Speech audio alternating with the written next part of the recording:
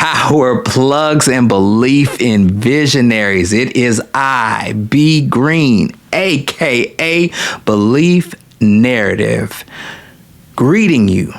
And from the depths of who it is that I am, welcome you back to the Power Narrative Podcast with arms wide. You see, the Power Narrative Podcast has returned with a new and greater intention, new and greater vision, new and greater perspective.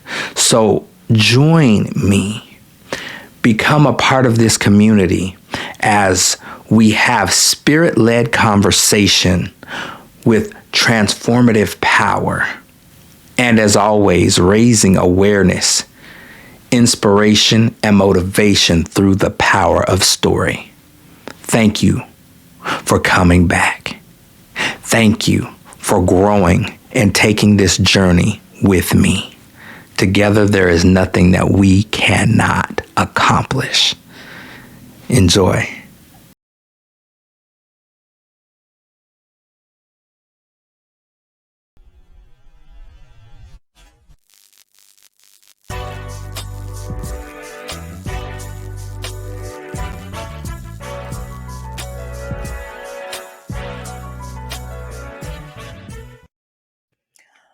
All right, Power Plugs. I don't know if you're ready.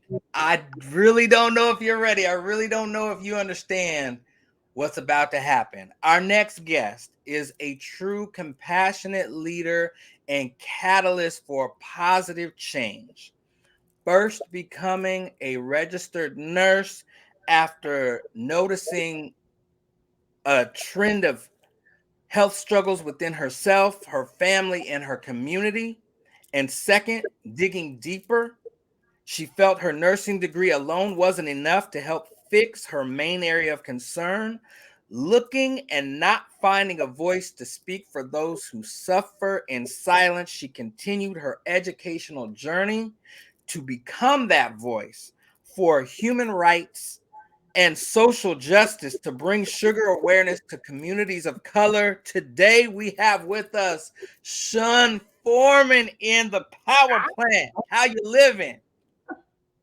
I'm great. I'm like, whoa. I'm like, after the intro. So thank you. Thank you for the intro. I'm honored You're, to be a guest. This is an honor for me. Complete. we are honored to have you. So let's get plugged in. So we have been charged with two things. One, the discovery of our gift, and two, the responsibility of sharing that gift with the world. And right now, there's someone who's buried underneath the weight of a false narrative they believe about themselves, and they're going to see this and they're going to know I can relate to her story because she is from where I am at. And I'm not talking about a geographical location, I'm talking about a mindset and a set of circumstances. And they are going to see you and know that she successfully navigated her way out of a place that I currently can't see my way out of. So, Shun Foreman, this is your hour to amp the people up with the power of your story. Let's electrify them. All right, let's do it. All right. So, knowing what you know now, Mm. what would you tell the 18-year-old version of yourself? And would you be so kind as to give us a glimpse of what was going on in that young woman's life? Oh wow. So yeah. So the biggest thing is I'm from East Texas, and I think just part of who I am and who I know that I am, is this little girl who had two older brothers, and they were very protective. Great mom, great dad. I don't want to say that we lived in a life that we struggled, because I didn't think it was a struggle at the time. I think I had everything I needed at that time, and few of the things that I wanted. So I feel like I was very fortunate in the way that I had support and love. I grew up being the only girl sort of put me in a different light, I think, in my dad's eyes and also my mom's eyes. So I had the opportunity of sort of being what I call a mommy's girl and a daddy's girl too. So I had the privilege of both. But what I notice now is like when I see that little girl back now, what I see in her is she was really allowed to see what community service looked like because that's what her mom did on the weekends. My mom was the kind of person who literally would check on the older people in the community, whether they were family members or not. She was just that woman, and so, but that also led to other things like funeral planning, going to nursing homes and funeral homes, and helping people wherever the need was at the time. Wow. So I really didn't understand like that part of me and like where compassion came from until I started looking a little bit more into my life and saying, wow, really the first nurse I saw was my mom. Wow. And the biggest thing about this was, when you're interacting with people who are other than yourself and other than your peer age, you have to pick up on cues. And older people who were in pain may not tell you that they're in pain, but Right. you notice things like facial expression or grimaces, or, when they would point to things instead of asking, that those were things that I know now. I'm like, I see them and I can spot pain like a mile away. And so I think that was the type of thing that kind of helped build the foundation for who I am as far as a compassionate person. The other part of me I kind of look at is this young girl who um, was a tomboy, straight up tomboy. But in those moments when I couldn't do what my brothers were doing, I was clearly in a space where I was able to connect with myself and reflect on things.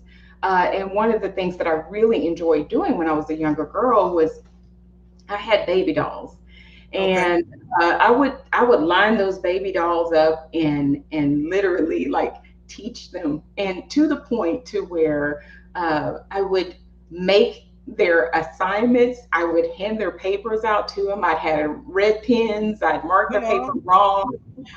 The kids who were struggling, they would have to stay out, behind, in class, and I would tutor them. So what I know now is like this world of the imagination was free flowing for me, and it was Wow. something that I did not recognize as a strength until later on.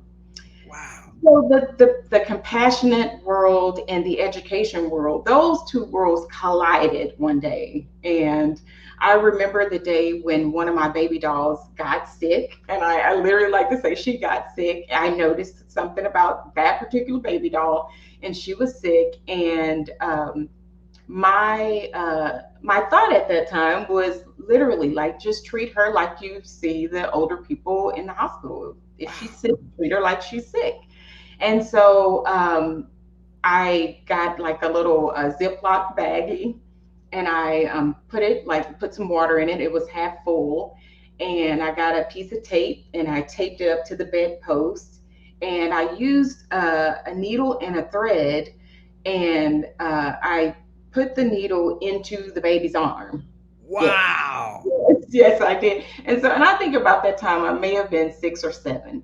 And so I taped the thread up to the Ziploc baggie, and in my brain, that was my way of giving her an IV. So I like to say I started my first IV when I was about the age of 6 or 7. But the important piece of that to me is I always can remember like my mom's expression when she walked into the room and saw me doing that. But the biggest thing is that um, I remember her looking at me and looking at the baby doll, and then literally just turning and walking away. Ooh. in my brain now, I'm like, what a power move by a mom, because I'm just like, Yeah. I think like when I see my kids now, I'm thinking about how I interfere with whatever processes they've got going in their brain. And I probably would have asked, like, what are you doing? But she did not say a word. And Wow. that then sort of gave me the permission to do these things that really only the imagination could take me at that time. My That's imagination. power right there. So Oh, wow. I just so appreciate, like that moment and Yeah. time in where, my parent didn't interfere with Wow. me processing the world and putting the pieces together myself. Um, so that's a piece of who I am. And when I kind of speed up, this whole thing and like who am I today, I kind of think back a lot on like what did we eat, you know.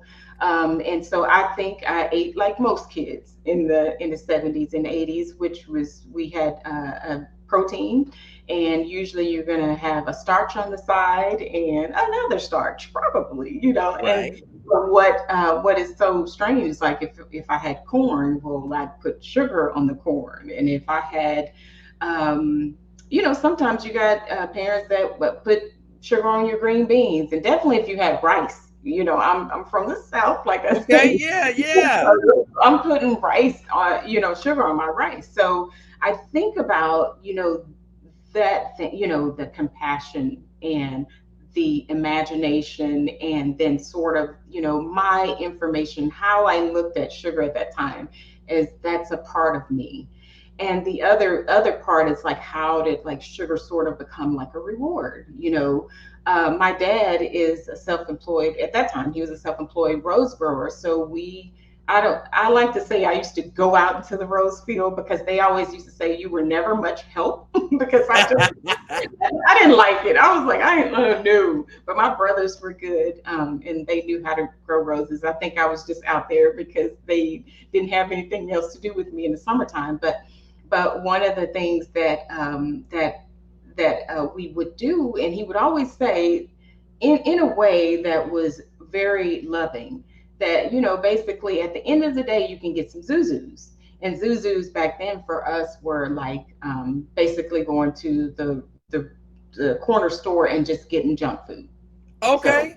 and so but I think about that and how those things sort of like inform who I am today, and especially when I look at my life through the lens of sugar and saying, oh wow, I remember being rewarded. I remember my favorite drink, being a Dr. Pepper in that bag of Doritos, I remember how I was able to flourish as a young girl in an East Texas town, and being allowed to have the imagination and also to learn different things that some kids probably didn't have the opportunity to learn. So I guess that's kind of like, when I think about who I am and where I'm from, you Uh-huh.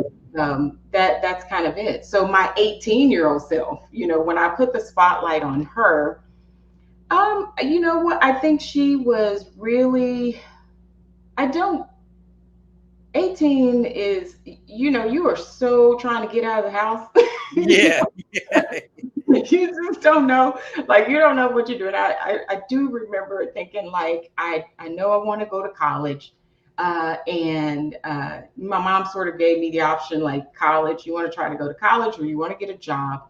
So that 18-year-old probably was just, I went to school for chemical engineering. That was my first thought, that I was going to have a degree in chemical engineering. And Okay. I did not complete that degree. But even back then, when I think about what I was trying to do, was I was just thinking about ways that chemicals could impact our lives and make our lives better. Wow. So that 18-year-old, I probably would have just said, try to root yourself in something that is more about where you're from. Oh, all right. Like, so, and this is me knowing me now, like, Yeah, yeah. if you're from a place where you see that people are dying prematurely, or they Okay. have diabetes, or then yes, go and be a chemical engineer, but try to see how chemical engineering can play a role into saving lives. Oh, So I think that's what I would have done. And then, especially knowing so much about the history, I definitely would have said, go to your relatives and ask them all the questions, any question. come Like, on. ask them any question, because I just think there's so many questions that I wish I could have asked my grandmother, my great grandmother. And so I just wish I would have taken the time to Yeah.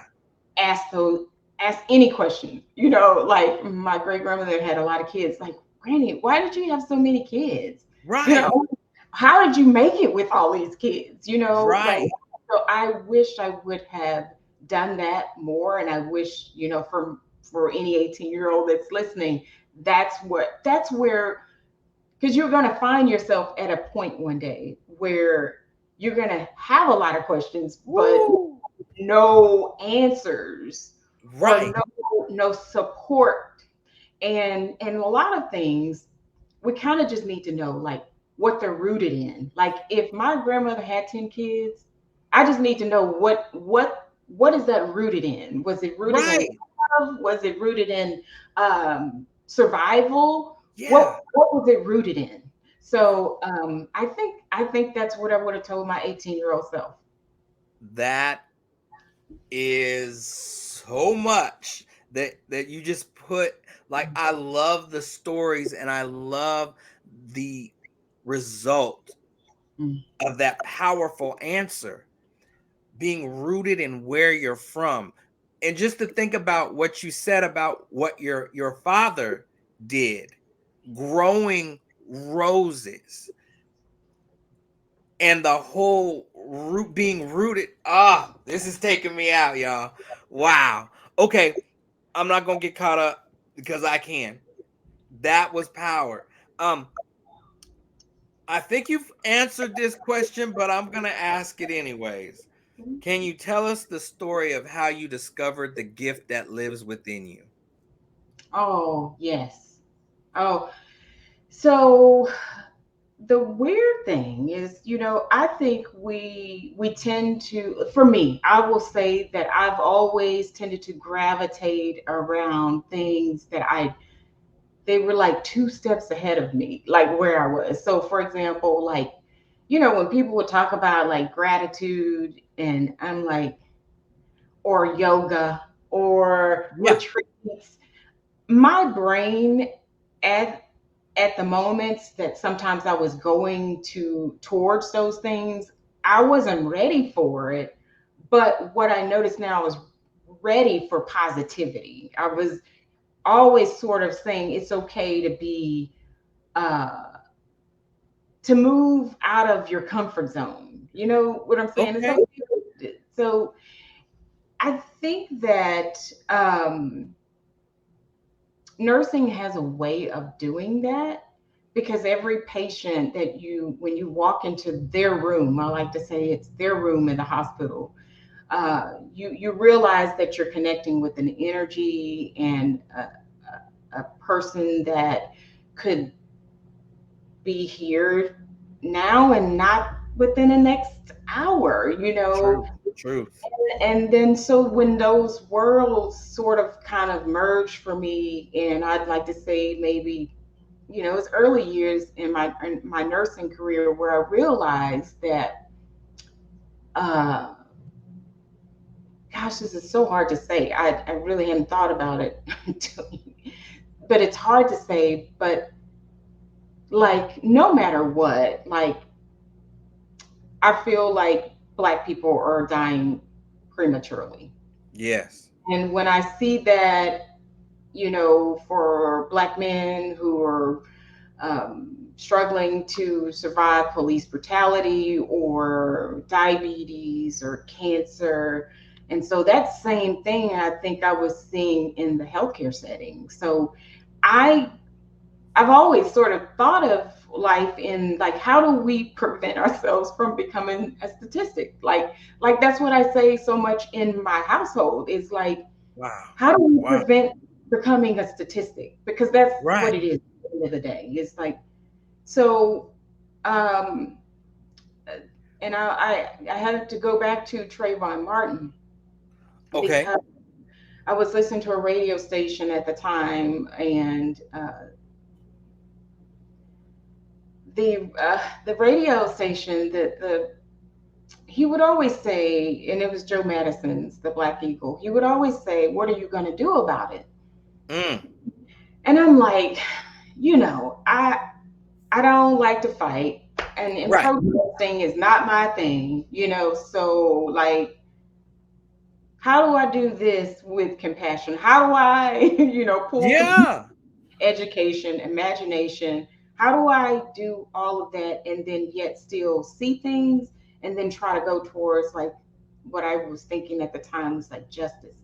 And so I went to school to go back to school, SMU, for human rights and social justice.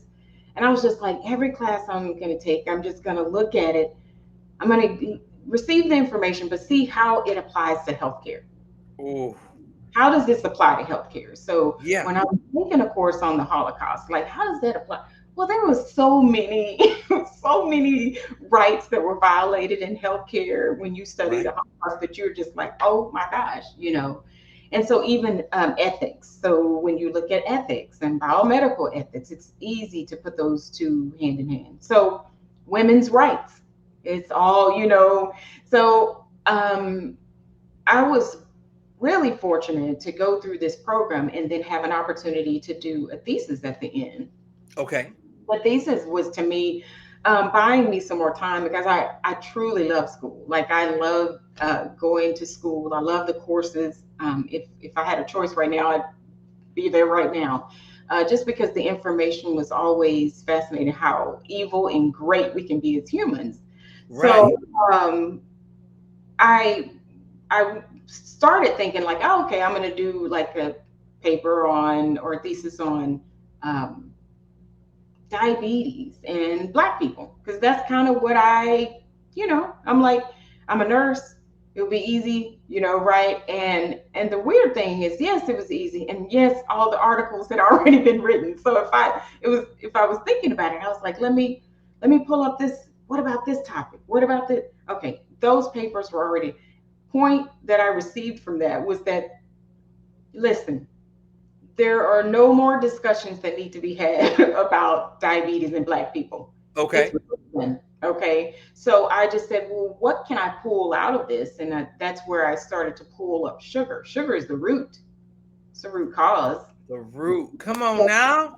So then when I looked at, okay, sugar is the root cause, then how do I, as a Black woman, Yeah. look at sugar. And fortunately, I read Dr. Joy DeGrew's book, Post Traumatic Slave Syndrome. And her book, like, there are so many things about her book that's for, I think, just people of color. But one of the biggest things that I got from the book was that if you have any problem within your family, within a community, don't just look at it, look at where it came from. So Woo. if you can take it to your dad and your mom and then it stops there, then you say, okay, well, my mom and my dad had it and I have it too. But Right. if Right. you can go to your great grandparents, and then if you can take that baby all the way out to slavery, Mm. then you've got something, and you're looking at where Black people, what's the story. So, and that's Yeah. what I tried to do with sugar and African American bodies. I'm just like, I just want to know. And so, in doing that, and sort of now you've kind of figured out that I'm a touchy feely kind of got to learn it that way. We were, I was fortunate enough to reach out to one of the local historians down in Sugar Land, Texas, and he just, Mr. Reginald Moore was, he was just a wealth of knowledge, but he also told me, like, if you're really interested, you can come to Sugarland and I will show you things and I will tell you things. Oh, And, I'm like, field trips that my mom used to take me on, right? This kind of, let's go.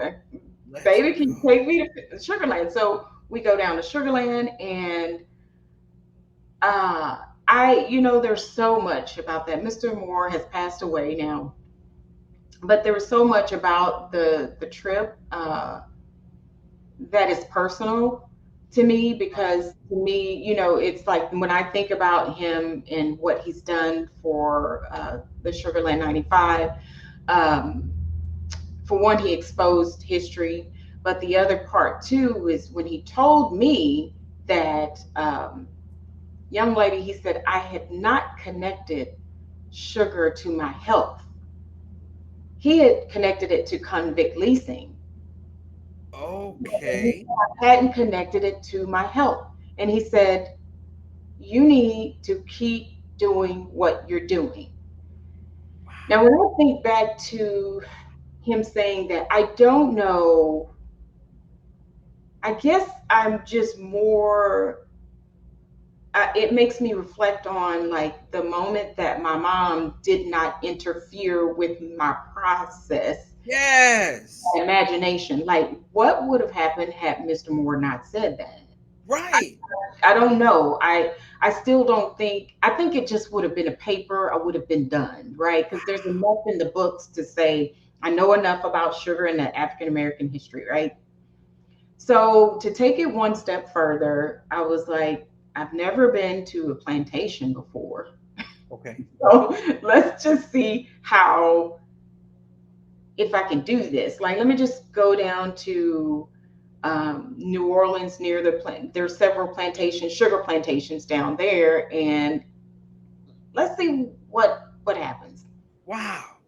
And the only thing I can say about that is what happens when you're standing on something that like you know that the bodies are gone. You Come on. know that there was a struggle.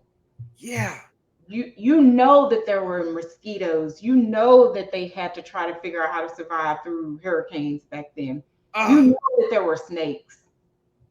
You know that doing the work was hard and they died within 2 to 5 years. come on. Heat stroke. So there's something that happens to you when you're standing in a place. And that's why I always say, like, if I could tell my younger self, you better root yourself in what you're standing on. Come on now. So I think that when I think about that, it's like, okay, I'm done with the thesis. I'm done with school. Okay, now what? Right, right. And the now what is like, there is no way in hell I'm done with sugar. Like at that point, I was already, sugar was in my vocabulary every day for 2 years, at Right. that point. So the next point was to continue education. And so that's when I said, I'm going to make sure that I go for a certification to try to figure this thing out a little bit more. By that time, before even taking the certification, I lost maybe, I think, about 20 or 30 pounds. And so I had already made the connection and started, just saying, I'm looking at sugar. I Right. definitely have a problem with it, Right. because when I think about, the struggle of Black people, the fact that, when they look at African American bodies, of the 12 million or so that were forced into slavery, 70% of those African bodies went into sugar colonies. Mm. You start to think about, like, wow, where did I come from? So I'd already I'd already pushed sugar to the side. And then with the additional certification that took 1 year, that's when I was like, oh wow, like sugar is addictive. It's addictive. And like, so yeah, we got a problem. And so, but then I also started to learn a little bit more about looking at sugar in its different forms, like because Okay. we're so accustomed to calling sugar what it is, table sugar. Right. But it's really a bigger picture in saying that sugar is it's carbohydrates that are broken down into your body. So with that, I'll say with that knowledge, then I said, okay, I started applying the knowledge. And then that's when you see the additional 30 pounds come off like nothing with no exercise, no nothing. Just so we're looking at, about a 60-pound difference just with Wow. just learning. So here's the thing. It's like, My mind right now. I'm sorry if I'm talking too much, but No, no, no. Don't apologize. I'm loving every second of this. I'm trying to process. Wow. Just keep going. Oh my. so the biggest problem that I think a lot of people have is when you get some information, Okay. it works on you and your husband because my husband's 80 pounds down, right? Woo, come on What now. what do you do with it? Because at this point, you're like, I could keep it and it could be my little secret and nobody knows. They'll just always wonder, how is Shun able to do, blah, why does she have so much energy? How did she go through the pandemic and not get sick? Like, oh my gosh, she was borderline this and now she's not. So I could, but then I started, the reason why I know the information is because I went to school because I had a problem with what I was seeing with black and brown bodies. So let's do this. Let's share this as awareness. It's sugar awareness. So I, that, I don't, can I just say there's so many generational curse breaking principles that you just uncovered mm, right there.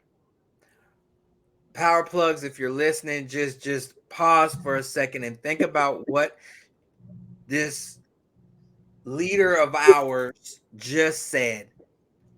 She found the information, she processed it, she took it to her roots, to her core.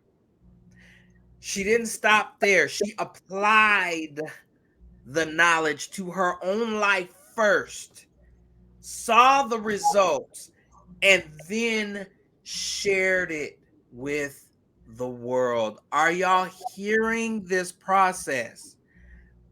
Because I think that one of the problems, one of the issues is if we take it to the point of self-discovery and we take it to the point of benefiting from what it is that we've been blessed to receive, that at most times it stops right there. And that is the part that must be eradicated, because that's what changes everyone's life. When you become selfless enough, like, again, I'm going to continue to call you a leader because that's what you are.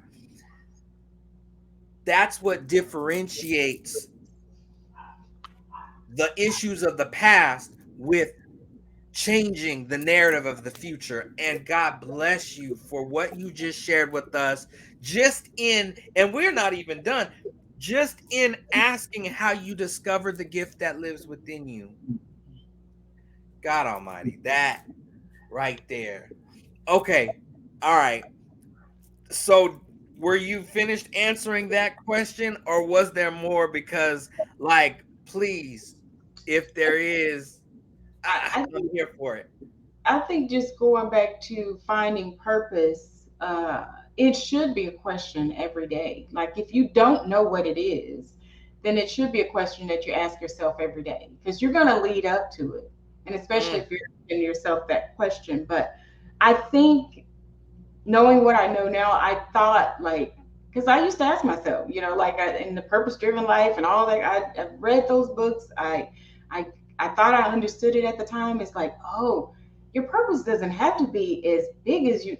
I mean, like back in the day, I think my purpose would have been like, oh, maybe I want a school that's in, has my name on it. No, your purpose can actually be very, very simple. Like Come once on. you realize what you do, like so, and I think about like what my purpose is I love connecting things and making connections.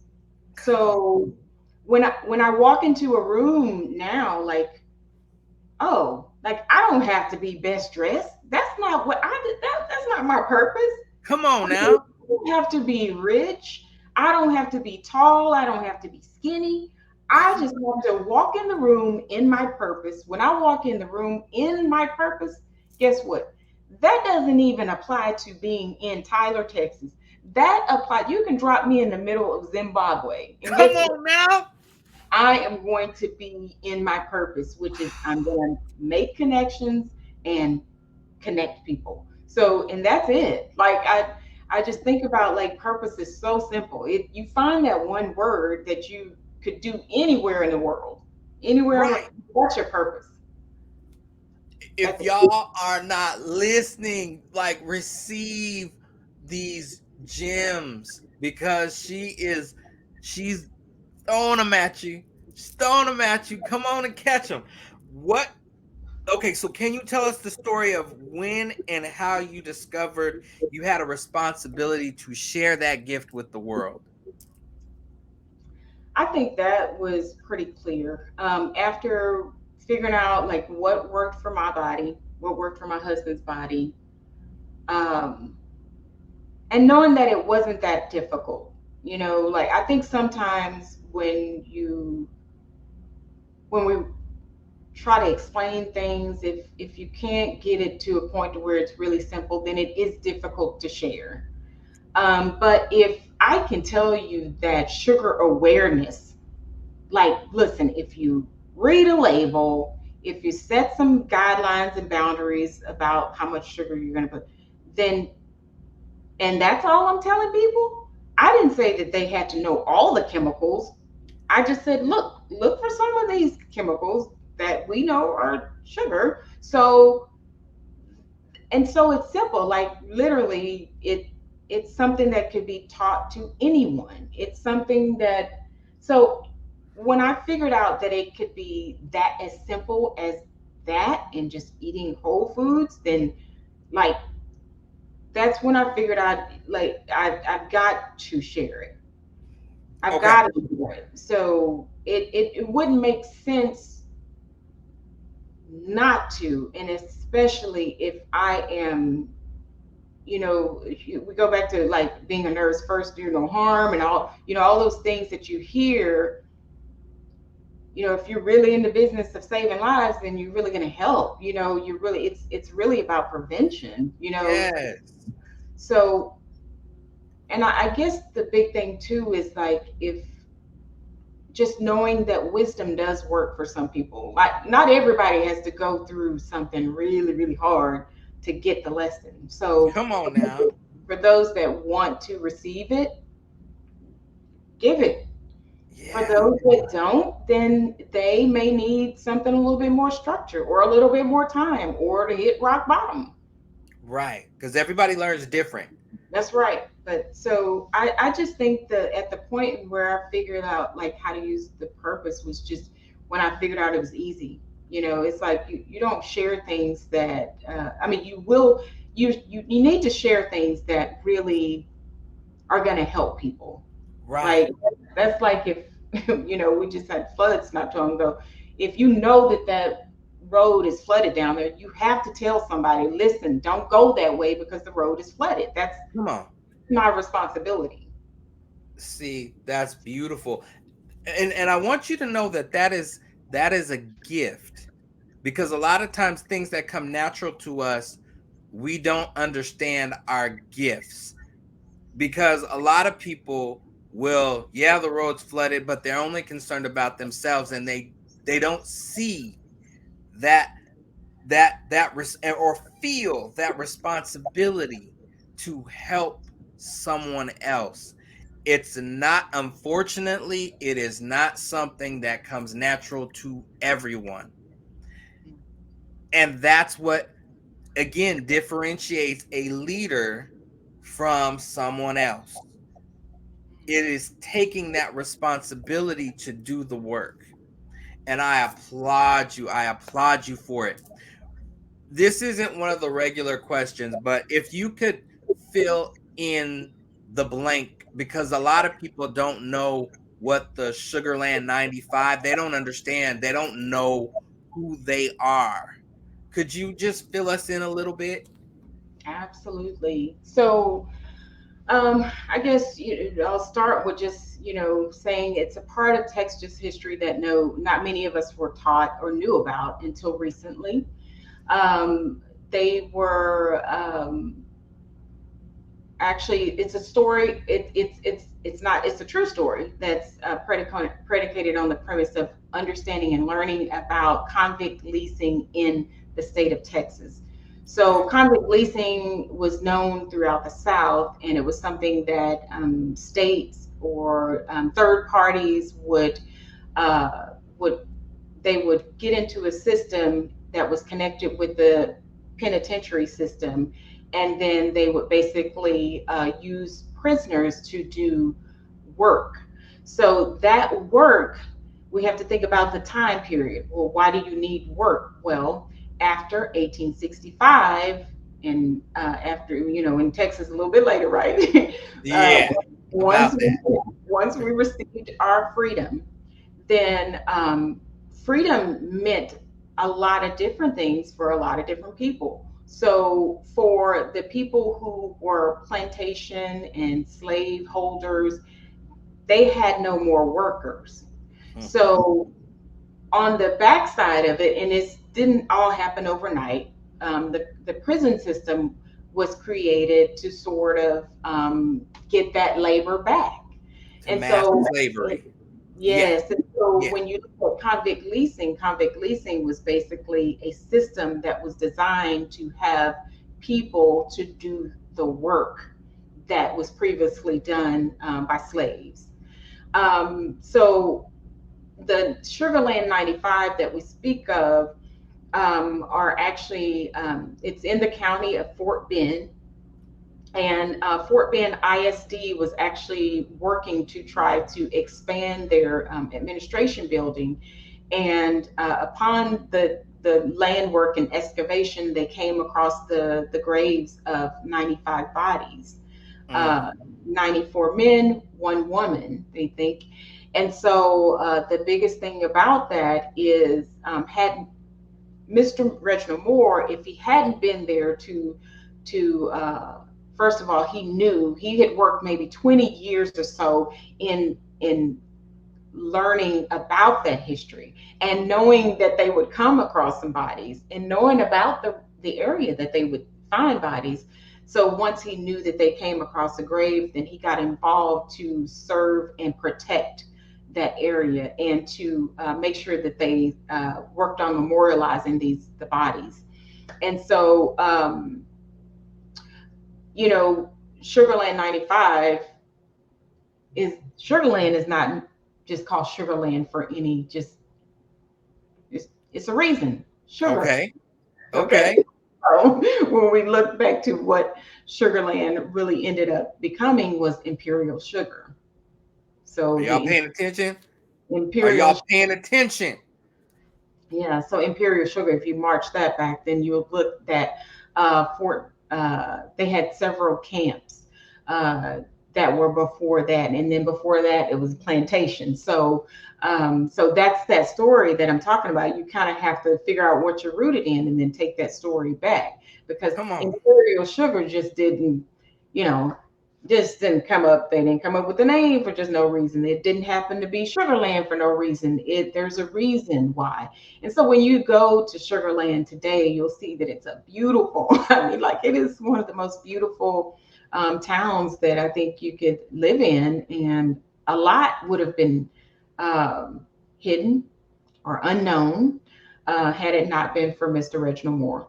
So that's what Sugarland 95 is. I think, you can Google the stories. they're fascinating because not only did they find bodies, but they found a lot of like the chains and all of Mhm. those things. And so it's really a heavy topic, but I think it hurts more because if you're from Texas and you've been educated, I'd like to say very well in the state of Texas.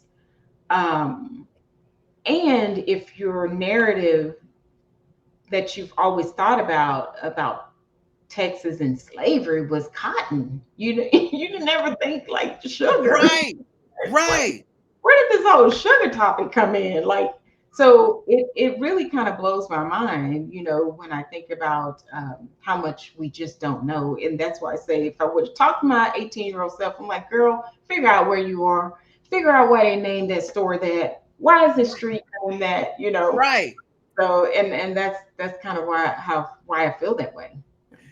I just wanna something that just hit me is you said that if you would go back and tell your 18-year-old self, speak to your great grandmother, speak to these people, and then in your adult life, you got a chance to speak to one of your elders who did exactly that for you, and he shared that knowledge, and you took it, and he inspired you to take it to another level because of what you uniquely added with your gifts. He saw something, a connection, because you yourself said that your your purpose is to make connections, and then it it all fits together like a puzzle, and it is such an honor and a blessing to hear you share this message with everybody. That Yeah. I okay. All right. So, how did you make belief reality? Ooh, so the weird thing is, my husband is also my high school sweetheart. I love that. So when we talk about like truth, like he knows me, like and Yeah. so the one thing I struggle with today even is like talking out in public and sort of just social media and all of that. Um, and so he told me one day, and this kind of hit hard because it was just like he said, "You know what? You're the only person I know that like literally wants to scrimmage all the time. Like, when are you gonna play?" And Oh, I said, "What do you mean?" Like, woo! he said, "Girl," he's like, "You got all of this knowledge, all of this information. Like, when are you going to play the game?" And the game that we can talk about today is like getting out and into on these platforms, social Yeah. media. Because what stopped me was my imagination had at least taken me to like, okay, I already knew like sugar mode off. I wanted to do that. I wanted to spread the message. I knew what I wanted to share. But the pandemic shut all that down. Yeah. So I mean, it was pretty clear. Like I wanted to be in the beauty shops, barber shops, the churches on Saturdays, talking to the choir. Right. Uh, so, but when all of that stopped, then he was like, you still basically are supposed to play the game, even though the Yeah. weather's bad. Right. Uh, so that's Woo. that was the push into going into social media and sort of like, okay, let's do the Facebook group and build a community. The Sisters Breaking the Bonds of Sugar. That community now is up to about 830 women part of Wow. it. and our allies. And so I just share information within that community, and then also sugar mode off, and then just doing a few things with Instagram. And so once the pandemic kind of slowed down a little bit, I've been able to do some of the things that I wanted to do in the beginning, which is to go to churches, and talk to people. Like that's the easiest thing in the world to do, because I feel like building those relationships and showing up and being Yeah. present is so important for our community. Because we don't need another face, we don't need another fad, we don't need to be a part of a trend. We Come need on now. we need to know the things that we are rooted in, root ourselves in better food. That's it, and knowing the rules.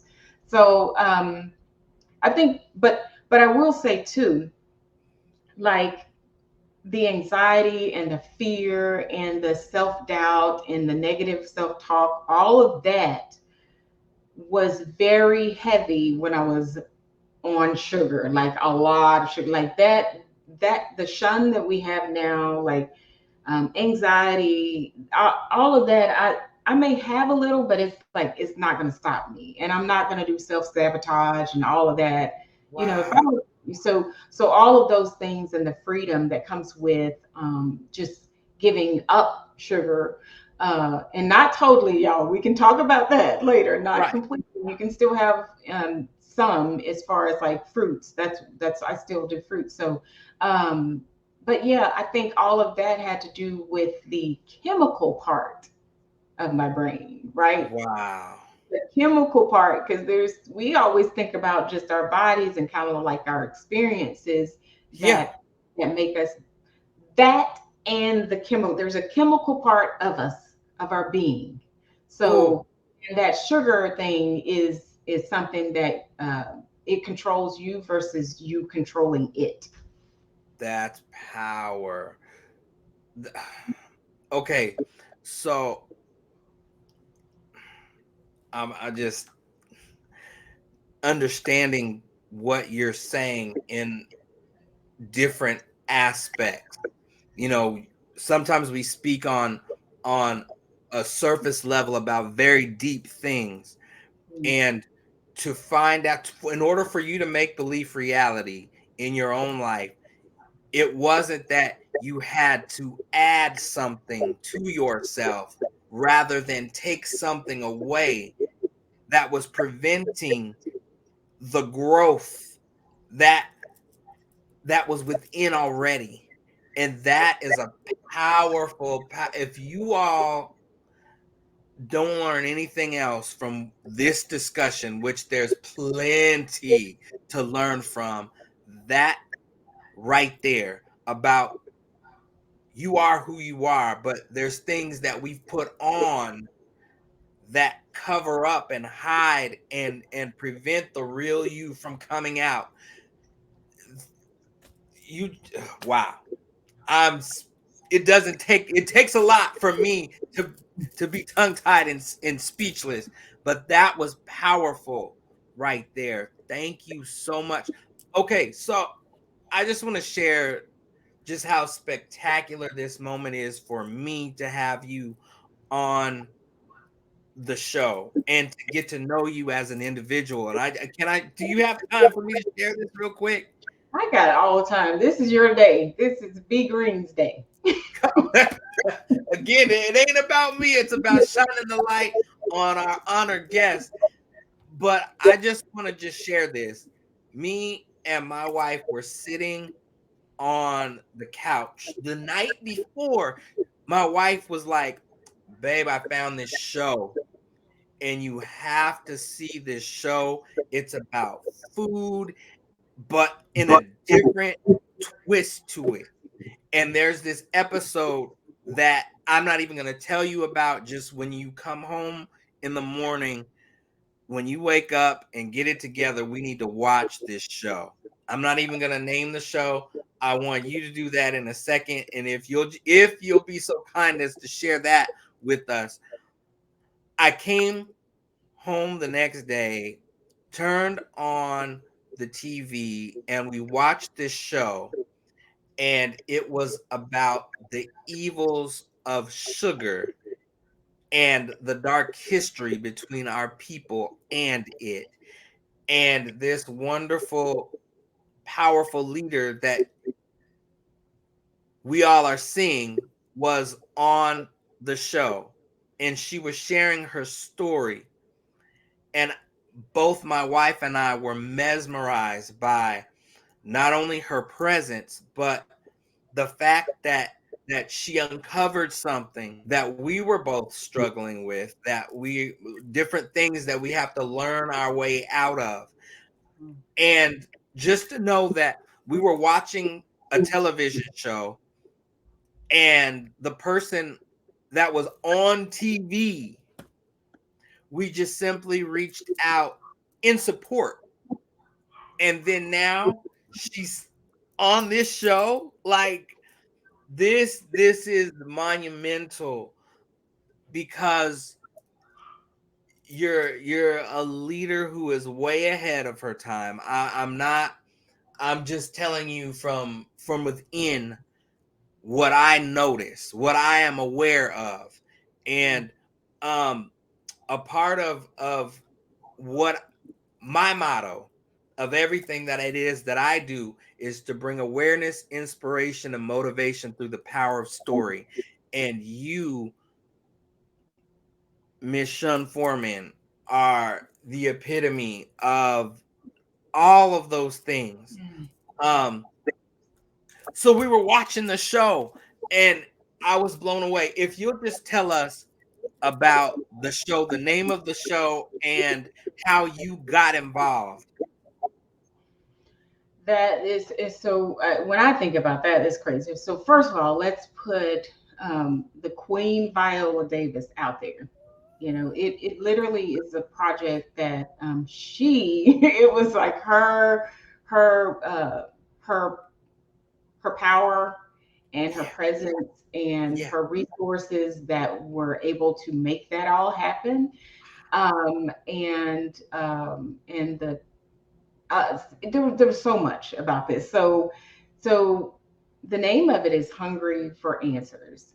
And so Caroline, who interviewed me, she is powerful within herself. Like woo, like if you can talk to her, like then we're all tuned in and we're all learning because she's a Harvard grad too. So woo. she was so amazing and powerful because she pulls things out of you like to make you talk, you know, about history. You know, I didn't even know what to say, but she was so cool about it.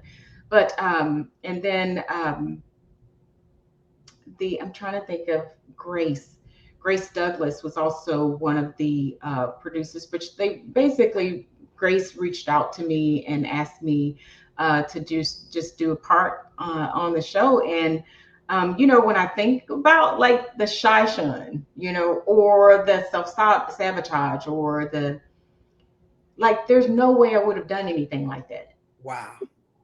Like there is literally no way because um, I just wouldn't have been mentally prepared. I would have found a way to get out, to be sick, to something. Yeah.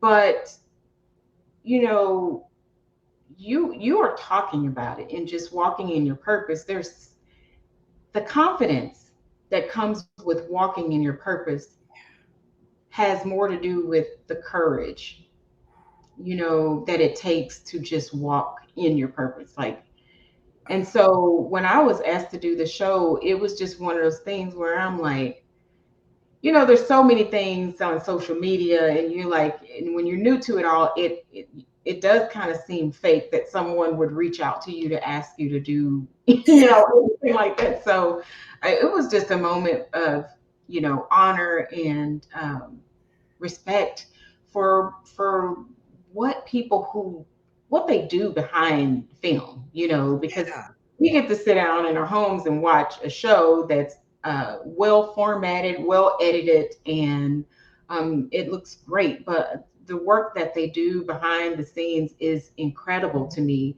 But it's also just it validated that I was doing things right. There you go. You know what I'm Oh, saying? If I can be 6 people away from Viola Davis, you know what I'm saying, that part. or be interviewed by Caroline Williams, Yeah. um, then something about me is showing up exactly how I wanted it to be. Yes. Like not with the high heels, not with just something is working. And the Yeah. strange thing, when I think about all of the intentional things that I was doing in the past, like none of that worked. Okay. None of it. But somehow being me is perfect. Yes. So, Yes. Yes. and I That just, it was just a whole, I don't know, I don't know how to talk about it. I really don't, because it was just one of those things. I think I'm still in awe. Like, wow, like you really asked, and this is really isn't fake. right. This is really true. So I'm still, amazed just by the opportunity, and And grateful. here's the thing. Oftentimes we don't stay in awe of our blessings, and it's a mistake Mm, because we love to explain away the things that are higher and greater so that mm. we can remain small when we're really not ever meant to be that. And That's deep. it is deep. It is deep. And and you find, like you said, be rooted in that thing. Hmm. Stay in awe of your blessing and be rooted and find out where that leads you. The power of what it is that you possess by allowing your gift to come out. And as your husband said, stop scrimmaging and playing the game. I love this. I love it. I love it. Okay, so you've been wonderful to have shared your time with us. What would you like to share with the listeners about what's on your horizon and where they can interact with you, um, in the online community or locally? So let me just start by just saying you can find me on Facebook, and I'm at Shun Foreman. That's SHUNFOREMAN. And the other thing is I have a Facebook page, the Sugar Mode Off. If you are a woman of color, or what I call a woman of color, or our allies, then I have a Facebook group that is called Sisters Breaking the Bonds of Sugar.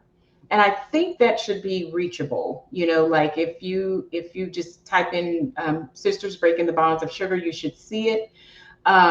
If you can't, then ping me on the Shun Foreman, and then I will make sure I add you to the group.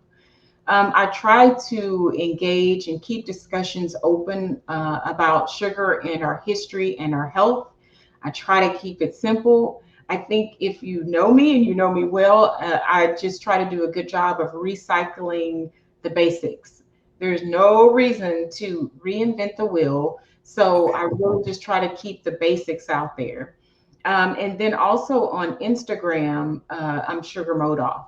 So, the biggest thing that I think is important to share with your listeners is that if you would like for me to come to your church, either virtually or if it's within drive, I would love to do it. And remember, this is a passion for me. It is Yeah. not something that I'm trying to get paid for. I actually have a job, and I'm grateful for that. But I don't think there's anything more important than sharing just sugar awareness in our communities. So I'm open, and I'd just like to say that, if you have questions, you can always email me too at sugarmodeoff@gmail.com. Okay. What I'm gonna do is I'm going to post an image of all the different um, the different methods that they can get in touch with you and connect with you. Okay. Um, what about one more question? Is there a summit coming up? There is a summit, yes. So wow, y'all. So talking about just kind of like just staying in your lane and sort of just being you. So there is a Kick Sugar Summit that starts on September 1st and it goes through the 8th and it is completely free. So these there's like over 50 experts. And so the big thing about this summit is like, for one, you don't have to attend in person. Two, it is free for those 8 days. Three, you can listen to it at work or on your way to work or and this is just information to really kind of help build the foundation in what I call like the case against sugar. I Okay. think it really does help us to hear like what sugar does to our bodies in different ways and to hear it from different people and hear it from different perspectives. So you're talking about over 50 people who are um, or just going to talk about sugar, so the big thing about this, and because and this ties into your show, uh, I had done a couple of summits before, and I really just kind of let me just say that it was a really white community, and I just kind of Okay. like I really don't want to do it because I'm just like this is not my community. Like this is Right. not aligned with what I'm trying to do. And Right. just happened, the founder of Kick Sugar Summit asked me to co-host the summit, Come on now. and not just that, but to invite people who I wanted to invite. So it goes back to that whole thing, and I think I'm just gonna throw First Lady, our old First Lady. She's not old, but Michelle Obama. I just remember her making a power move, and like she brought her kids to work one day, when she was doing her law work. But either way, I think it's just so important that we say no to things like that just don't work, Right. and don't have to have an explanation. But it's also great to see things come back to where when people kind of are just listening to you or just wanting to know, like, well, would you be willing to do this if you can't do that? So it was one of the, it's crazy to be a co-host on a summit this huge. It's crazy, you know, because it's just like how did it for one, we talk about who I could be, which is the shy shun, right? And Right. just anxiety and fear and doubt. But then guess what? I get to basically stay in my lane and make connections and interview Yes. people, and so and I also get to connect the people to my people, so There you it's go. just I don't know, y'all, like this is life is good when you're just staying in your lane. Yes, yes. Well, is there a way, because I just thought about when this chapter of the podcast airs, it will be after the summit has taken place. So is there a way that they can get a hold of this information on the summit Absolutely. afterward? Absolutely. I will keep the link up for a while Okay. within the sugar mode off. So I'll Okay. keep it up there. I'll post it every week or so. That way it'll be a feed. But like I said, the biggest thing is just to if you really have questions and you can't attend the summit for any other reason, you can always ask me, DM me, or email me. But the summit will be available even after the 8th of September. Okay. So just after the 8th, you'll have to pay for it. So, Gotcha. but the big thing is if you have questions about sugar and your health and concerns about your health, and if you've got a question and want to know if sugar is directly related to it, please feel free to reach out to me. It is something that literally I talk about every day, and it's my life's work. I don't see it going away anytime soon. But I think it's something that we should know. Like if we can just know the rules, the basics, I'm telling you, be good. It's like learning how to budget. Once you Yeah, get your budget, you're like, okay, I got it. My spreadsheet runs my world. there you go. Well, on behalf of the Power Narrative and the Power Plugs, myself, my wife, my family included, we just want to thank you for sharing your story, and we will get that message out there, because if it just changes one person's life, it was worth it. And this is the power to be exponential. So thank you again for being on the show, being so open to, you know, just like she said, when she said, if you have a question, literally that's how she's on the show, because I had a question, and that's what this led to. Thank you for being so gracious as to share yourself with us today. Power plug, stay connected, be who you envision yourself to be, and remember to check on your people. All right. Thanks again, everybody. Until next time, take care. Hi. Thank To you. change the narrative in your life, take the next step. Invest in yourself and book a life strategy coaching session with me at www.BLeafInteriorDesign.com. Let's start the journey of making belief reality.